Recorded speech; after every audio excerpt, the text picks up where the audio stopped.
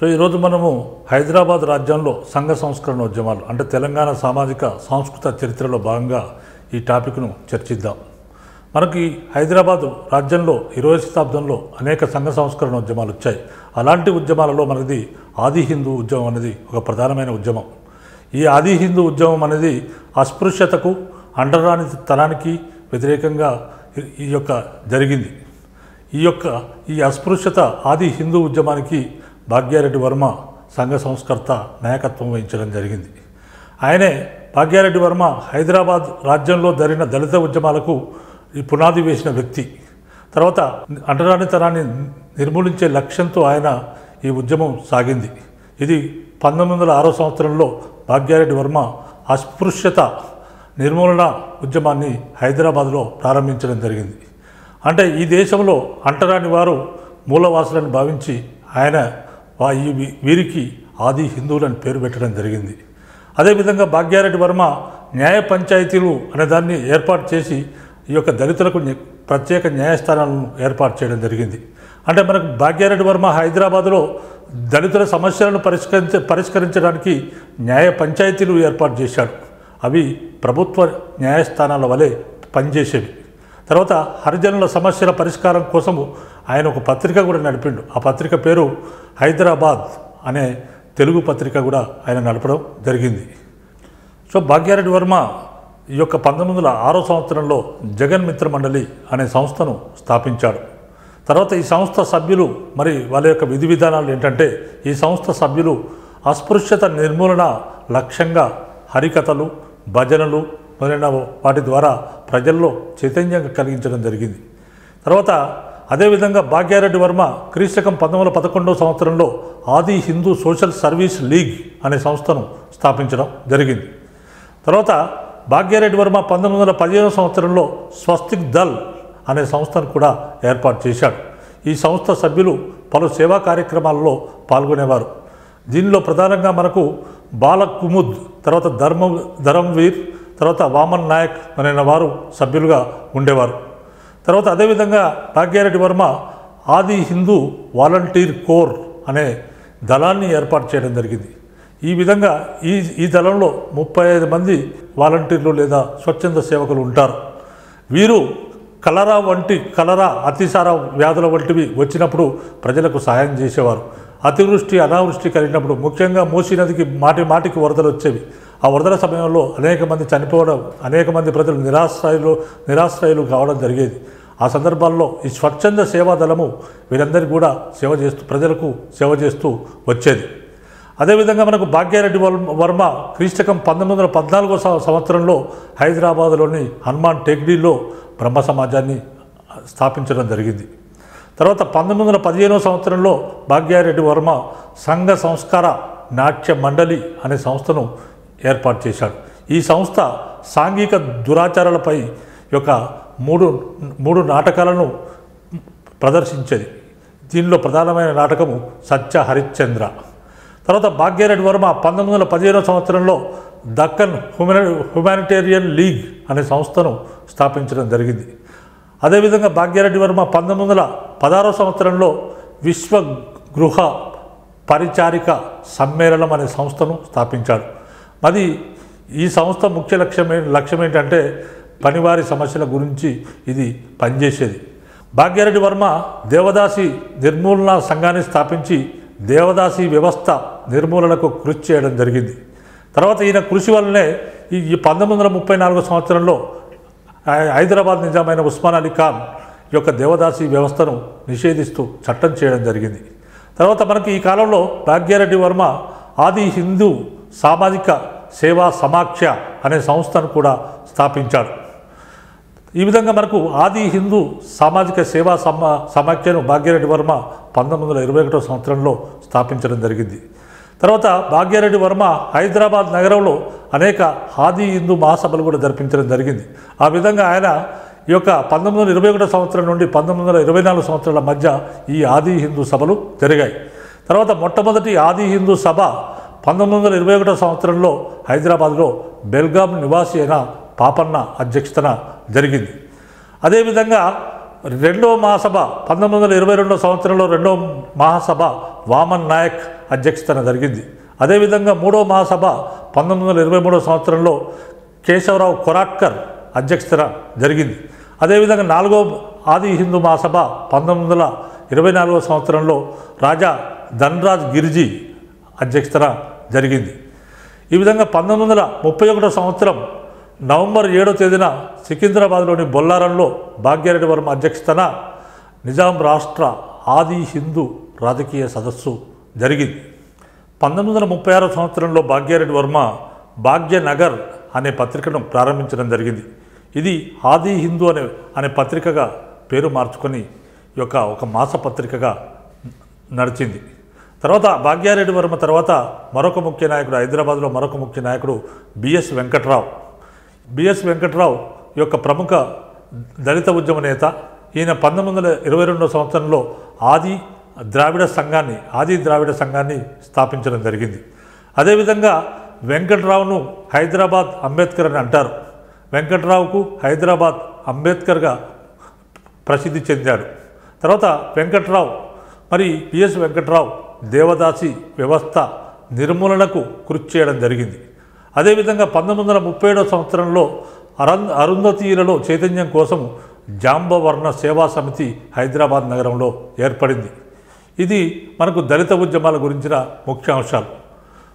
దళిత ఉద్యమాల గురించిన మనకు ముఖ్యాంశాల్లో మనకు భాగ్యారెడ్డి వర్మ గురించి మనకు కొన్ని ప్రశ్నలు వచ్చే అవకాశం ఉంటుంది.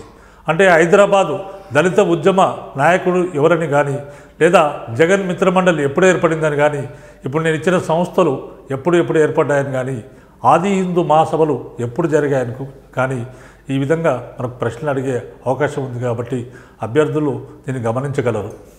తర్వాత మనకు ఈ కాలంలో ఈ యొక్క దళిత ఉద్యమాల తర్వాత మరొక ముఖ్య అంశం ఏంటంటే వివిధ కులాల చైతన్యం జరిగింది. వివిధ కుల సంఘాలు ఏర్పడ్డాయి. వివిధ కులాల్లో నిజాం రాజ్యంలో వివిధ కులాలలో చైతన్యం వచ్చింది. ఈ విధంగా వివిధ కులాల్లో చైతన్యం ఎప్పుడెప్పుడు ఏ కులంలో ఎప్పుడు చైతన్యం వచ్చిందనే విషయాలను మనం ఇప్పుడు చర్చిద్దాం. మనం మొట్టమొదటిగా పద్మశాలి సంఘం 1929 సంవత్సరంలో హైదరాబాదులో అఖిల భారత పద్మశాలి సభ జరిగింది. ఆ సందర్భంలో పద్మశాలి సంఘం ఏర్పడింది. తర్వాత దీనికి మాటేటి పాపయ్య అనే నాయకుడు ప్రభుత్వం విధించిన మొహతర్వా అంటే మొగ్గం పన్నును వ్యతిరేకిస్తూ ఆయన ఒక గ్రంథ రచన చేయడం జరిగింది. అంటే మొహతర్వా పేరునే ఆయన గ్రంథాన్ని రచించాడు. తర్వాత ఈ పుస్తకం పద్మశాలిలో చైతన్యాన్ని కలిగించింది. అదేవిధంగా రెడ్డి హాస్టల్ ఏర్పాటు.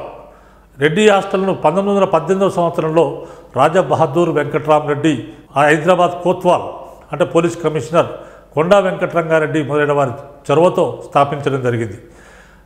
అంటే రెడ్డి హాస్టల్లో కులమత భేదం లేకుండా అందరికీ ప్రవేశం ఉండేది. యాదవ సంఘం 1920 నాటికే యాదవ సంఘం హైదరాబాద్లో ఏర్పడింది. దీనిని సంఘం సీతారామయ్య యాదవ్ నిర్వహించాడు. తర్వాత ముదిరాజ్ సంఘం 1922 సంవత్సరంలో జి రామకృష్ణయ్య అధ్యక్షతన ఏర్పడింది.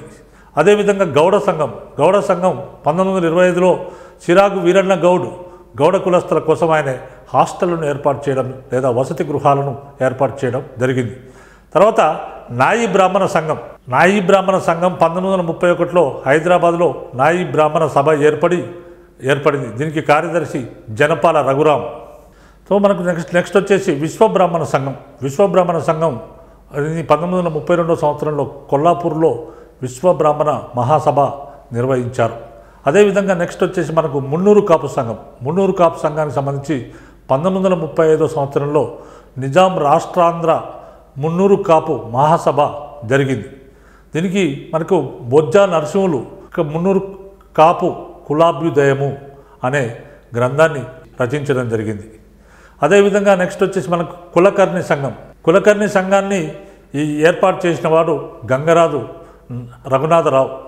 తర్వాత వైశ్య యువజన సంఘం మొదలైన సంస్థ 1935 సంవత్సరంలో కేసీ గుప్తా అనే అతను వైశ్య యువజన సంఘాన్ని హైదరాబాద్లో స్థాపించడం జరిగింది. ఆయన వైశ్యుల కొరకు హాస్టల్ను నెలకొల్పాడు.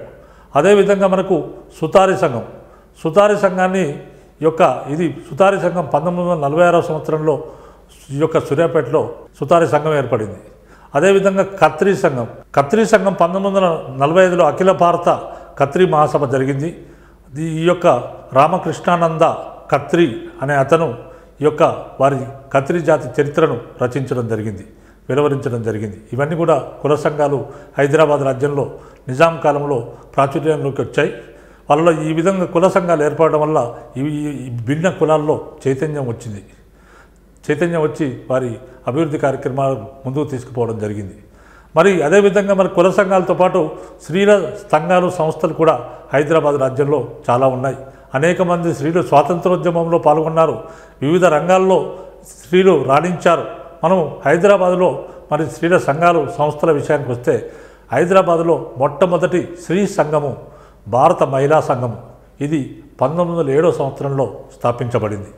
అదేవిధంగా 1917 సంవత్సరంలో వీర రాఘవమ్మ, నడింపల్లి సుందరమ్మ అనే మహిళలు ఆంధ్ర సోదరి సమాజం అనే సంస్థను ఏర్పాటు చేసి వివిధ సంస్కరణలు వారు చేయడం జరిగింది. స్త్రీల కోసం వివిధ సంస్కరణలు చేశారు.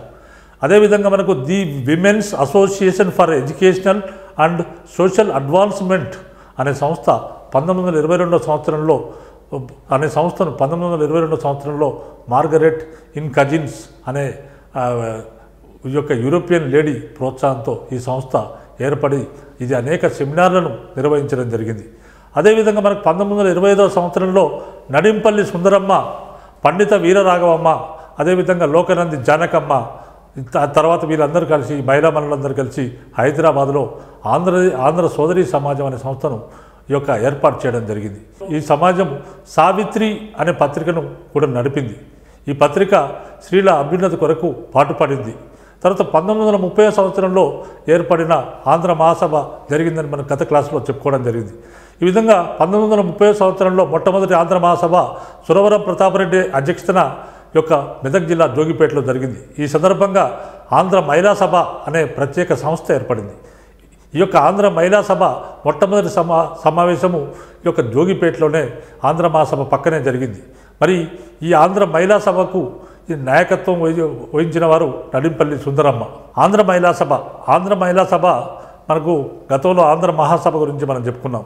క్రీస్తకం 1930 సంవత్సరంలో మొట్టమొదటి ఆంధ్ర మహాసభ జోగిపేటలో సురవరం ప్రతాపరెడ్డి అధ్యక్షతన జరిగింది. అదే సందర్భంలో ఆంధ్ర మహిళా సభ కూడా దాని పక్కనే జరిగింది. అది మొట్టమొదటి ఆంధ్ర మహిళా సభ. ఈ మొట్టమొదటి ఆంధ్ర మహిళా సభతో పాటు ఆంధ్ర మహాసభ జరుగుతున్న ప్రతిసారి మొత్తము 13 ఆంధ్ర మహిళా సభలు కూడా జరిగాయి. ఈ ఆంధ్ర మహిళా సభల్లో స్త్రీల అభివృద్ధి గురించిన అంశాలు అనేకం కూడా చర్చించడం జరిగింది. తర్వాత మనకు అదేవిధంగా ఆంధ్ర యువతి మండలి అనే సంస్థ 1935 సంవత్సరంలో హైదరాబాద్లో స్థాపించబడింది. దీనిని ఎల్లాప్రగడ సీతాకుమారి, తర్వాత ఇల్లందల సరస్వతి దేవి స్థాపించడం జరిగింది. తర్వాత సుమిత్రాదేవి, తర్వాత ఈశ్వరీబాయ్, తర్వాత టిఎస్ సదాలక్ష్మి, సంగం లక్ష్మీబాయ్ మొదలైన వారు వివిధ రూపాల్లో సంఘ సంస్కరణ కొరకు వీరు కృషి చేయడం జరిగింది. అదేవిధంగా మనకు సరోజిని నాయుడు, పద్మజా నాయుడు, సుగ్రా, హుమాయూన్ మిర్జా, తర్వాత శాంతాబాయి కిర్లోస్కర్, తర్వాత మొదలైన వాళ్ళు కూడా మహిళలంతా కూడా స్త్రీ ఉద్యమాలను నడిపిన ఈ యొక్క గొప్ప మహిళలు.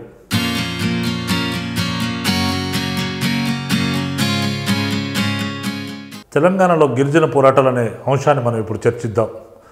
ఈ యొక్క తెలంగాణ సామాజిక సాంస్కృతిక చరిత్రలో భాగంగా తెలంగాణలో గిరిజన పోరాటాలు అనే అంశం ఇప్పుడు చెప్పబడుతుంది. ఈ యొక్క తెలంగాణలో అనేక గిరిజన పోరాటాలు జరిగాయి. మరి ఈ గిరిజన పోరాటాలు, తెలంగాణలోని గిరిజన పోరాటాలు ఈ యొక్క నిజాములకు తర్వాత బ్రిటిష్ వారికి వ్యతిరేకంగా పోరాటాలు జరిగాయి.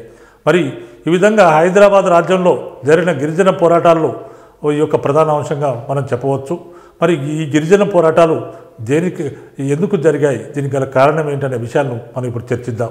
తెలంగాణలోని గోదావరి నది పరివాహక ప్రాంతంలోని ఆదిలాబాద్, కరీంనగర్, వరంగల్, మరి ఖమ్మం జిల్లాలలో ఎక్కువగా గిరిజనులు నివసించేవారు.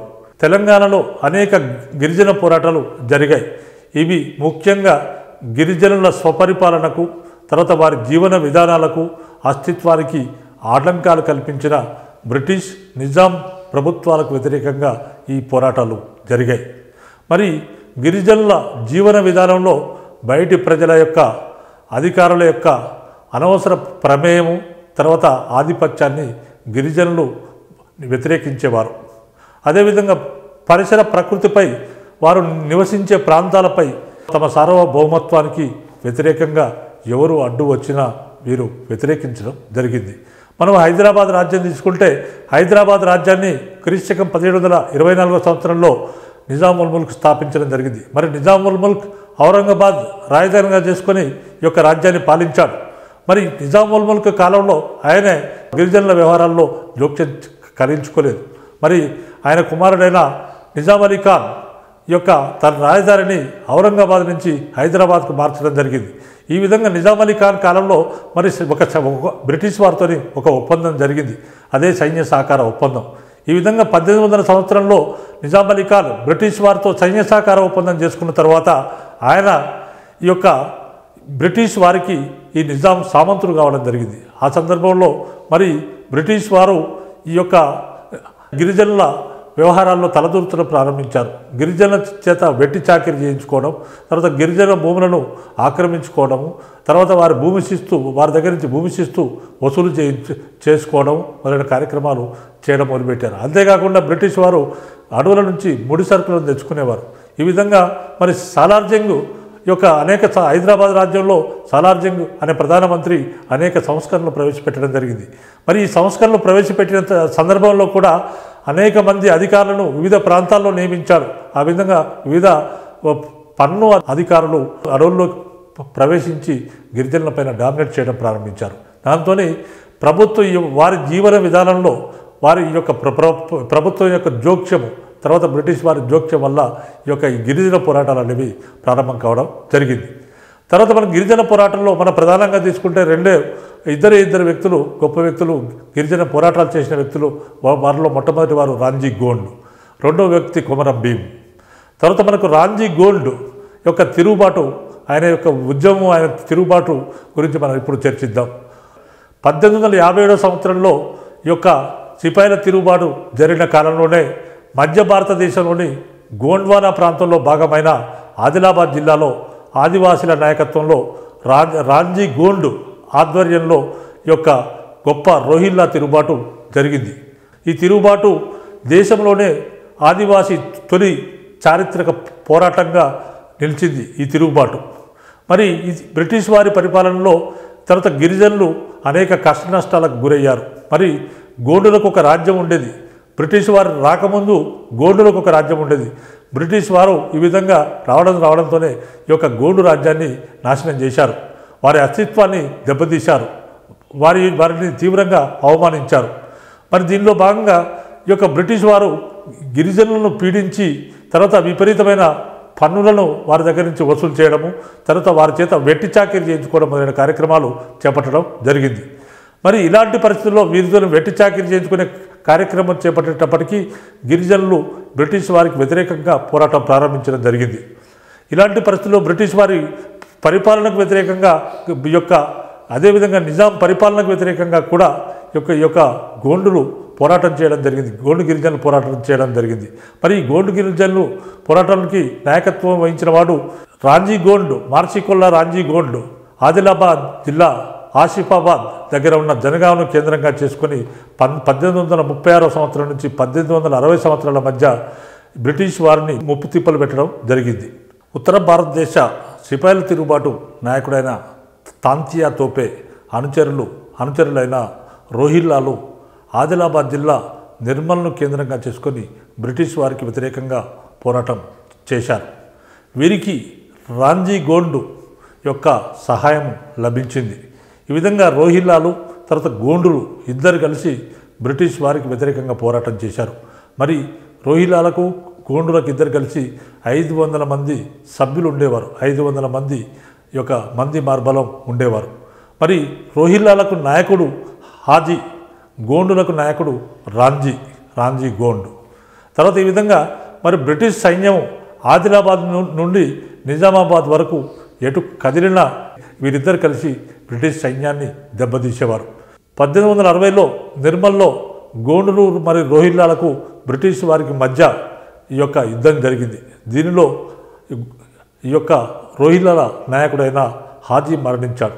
అదేవిధంగా గోండుల నాయకుడైన గోండులు చాలామంది మరణించారు. గోండు నాయకుడైన రాంజీ తప్పించుకొని పారిపోవడం జరిగింది. ఆ తర్వాత బ్రిటిష్ వారు ఈ యొక్క రాంజీ గోండును ఆయన అనుచరులను ఈ యొక్క ఆదిలాబాద్ జిల్లా నిర్మల్ పట్టణంలో నడిబొడ్డులో ఉన్న ఊడల మర్రి చెట్టుకు 1860 సంవత్సరం ఏప్రిల్ 9న ఉరిదీశారు. అంటే ఆయనను రాంజీ గోండును ఆయన అనుచరులను అందరినీ ఆ ఊడల మర్రి చెట్టుకు ఉరిదీయడం జరిగింది. ఈ విధంగా ఆ మర్రి చెట్టుకు ఉరిదీయడం వల్ల ఈ మర్రి చెట్టుకు 1000 ఉరిల మర్రి అని లేదా ఉరుల మర్రిగా పేరుగాంచింది. ఇది రాంజీ గోండుకు సంబంధించింది. రాంజీ గోండు అనే నాయకుడు 1857 సిపాయిల తిరుగుబాటు ప్రాంతంలో ఆయన గొప్ప ఉద్యమాన్ని నిర్వహించాడు అనేది ప్రధాన అంశంగా మనకు వస్తుంది. అదేవిధంగా మనకు ఇంకొక గిరిజన నాయకుడు ఎవరంటే కొమరం భీం. కొమరం భీం 1901 సంవత్సరం నుంచి 1940 సంవత్సరాల మధ్య ఉన్నాడు. ఈ కొమరం భీం 1901 సంవత్సరంలో ఆదిలాబాద్ జిల్లా ఆసిఫాబాద్ తాలూకా సంఖ్యపల్లి అనే గ్రామంలో జన్మించడం జరిగింది. ఈయన ఈ యొక్క మన కొమరం భీం గోండు ఆదివాసుల కుటుంబంలో జన్మించాడు. అదేవిధంగా కొమరం భీం ఆదిలాబాద్ జిల్లా ఆసిఫాబాద్ ప్రాంత అడవుల్లో ఉన్న జోడేఘాట్ దగ్గర ఉన్న 12 గ్రామాల గిరిజనుల రాజ్యాధికారాన్ని నెలకొల్పేందుకు ఆయన అలుపెరగని పోరాటం చేయడం జరిగింది. తర్వాత కొమరం భీం యొక్క ఒక నినాదం ఉండేది కొమరం భీముకు. అదేంటంటే జల్ జంగల్ జమీన్. మరి దీని అర్థం ఏంటంటే అడవుల్లోని వనరులపై పూర్తి అధికారము అడవి బిడ్డలదే అని. అదేవిధంగా మరి అడవిలో గిరిజన ప్రజల యొక్క హక్కుల కోసం కొమరం భీం పోరాటం చేశాడు.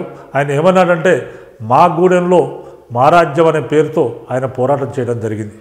అదేవిధంగా మరి ఆనాటి నిజాం ప్రభు ఈ యొక్క పశువుల కాపర్లపైన ఒక సుంకాన్ని విధించడం జరిగింది.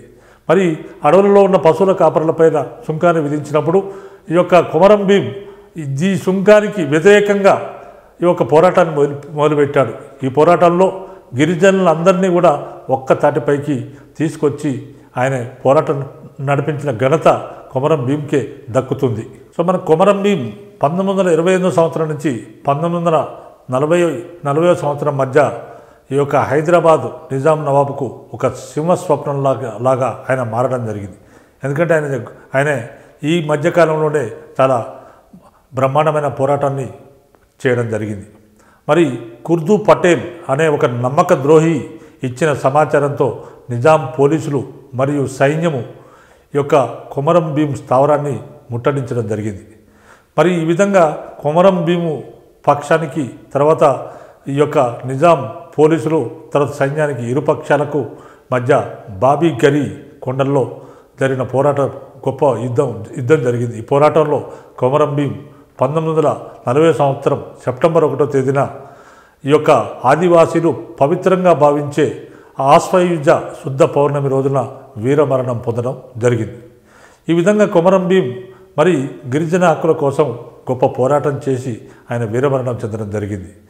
అదేవిధంగా ఈ విధంగా గిరిజనులు ఈ విధంగా పోరాటాలు చేస్తున్నారు, కొమరం భీము పోరాటాలు చేస్తున్నారు. వీళ్ళ పోరాటాలకు గల కారణం ఏంది, ఈ పోరాటాలు ఎందుకు చేస్తున్నారు అని మొదలైన అంశాలను పైన ఈ యొక్క నిజాం ప్రభుత్వము అధ్యయనం చేయడానికి హైమన్ డార్ప్ అనే ఒక మానవ శాస్త్రవేత్తను నియమించింది. ఈ విధంగా ఈ యొక్క గిరిజనుల పోరాటానికి గల కారణం ఏంటి, తర్వాత ఎందుకు పోరాటాలు చేస్తున్నారు, వారి సమస్యలు ఏంది, వాటిని సమగ్రంగా అధ్యయనం చేసి వాటి పరిష్కారానికై మాకు సూచనలు ఇవ్వండి అని చెప్పేసి నిజాం ప్రభుత్వం మానవ శాస్త్రవేత్త అయిన హైమన్ డార్ప్ను నియమించడం జరిగింది. ఈ విధంగా హైమన్ డార్ప్ 1941 సంవత్సరం నుంచి 1943 సంవత్సరాల మధ్య ఈ యొక్క గోండు గ్రామమైన మార్లవాయి అనే గ్రామంలో గడిపి వాళ్ళ సమస్యల గురించి ఆయన అధ్యయనం చేయడం జరిగింది.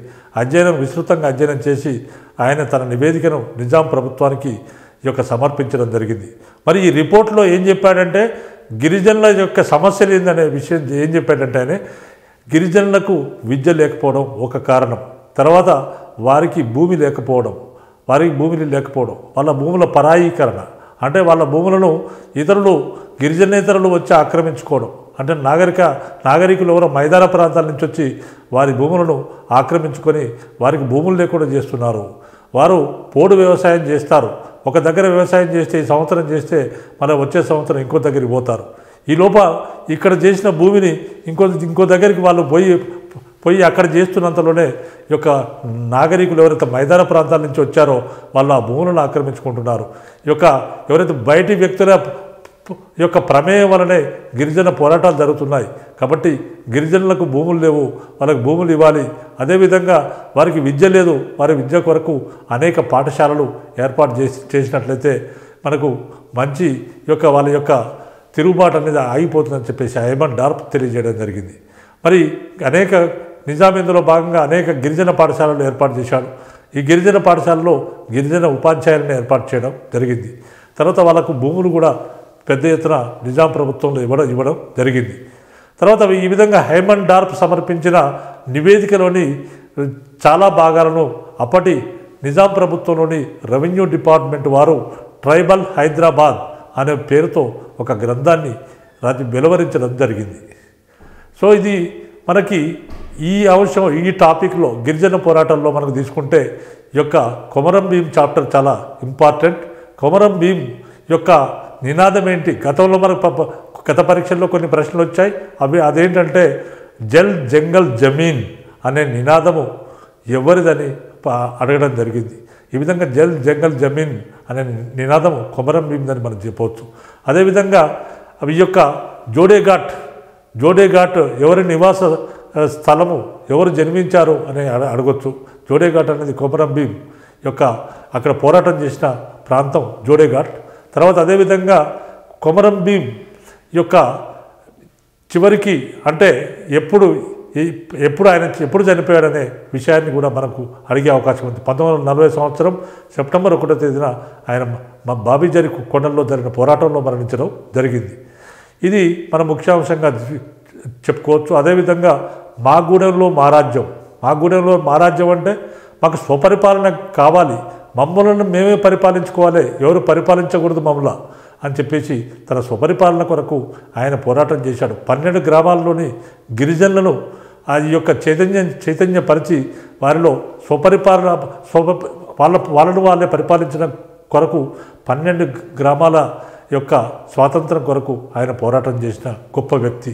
ఆ విధంగా కొమరం భీం సంబంధించిన మరొక అంశం ఏంటంటే మాగూడెంలో మా రాజ్యం అనే నినాదం ఎవరిచ్చారని కూడా మనకు ప్రశ్నలు అడిగే అవకాశం ఉంటుంది.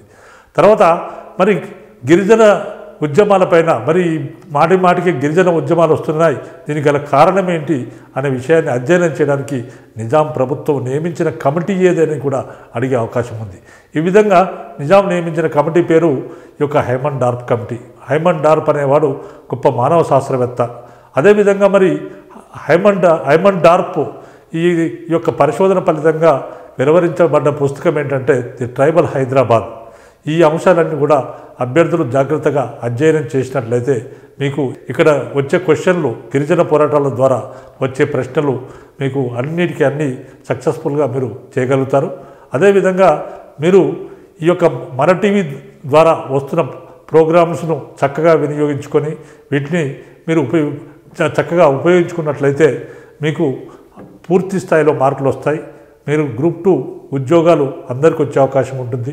మీ అందరికీ కూడా గ్రూప్ 2 ఉద్యోగాలు రావాలని ఆశిస్తూ నేను ముగిస్తున్నాను.